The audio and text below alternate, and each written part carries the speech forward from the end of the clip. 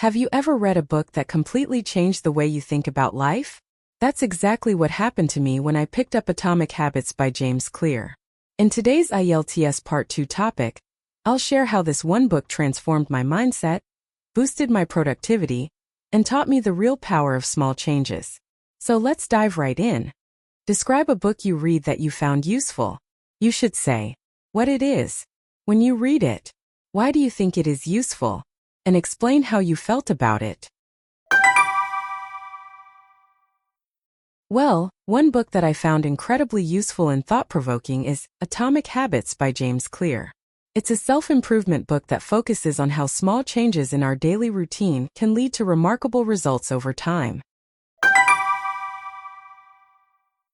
I read it around 2 years ago during my semester break, when I was struggling to stay consistent with my study schedule and personal goals. At that time, I was easily distracted by social media and often procrastinated important tasks. I wanted to improve my time management and productivity, so one of my friends suggested this book, saying it was a total game changer. And honestly, it really was. The author explains the concept of tiny habits, which basically means that even 1% improvement each day can make a huge difference in the long run. What I found fascinating was how he used real-life examples and scientific research to explain behavior change in a very simple yet powerful way. The author explains the concept of tiny habits, which basically means that even 1% improvement each day can make a huge difference in the long run. What I found fascinating was how he used real-life examples and scientific research to explain behavior change in a very simple yet powerful way. I think this book is extremely useful because it's not just about motivation.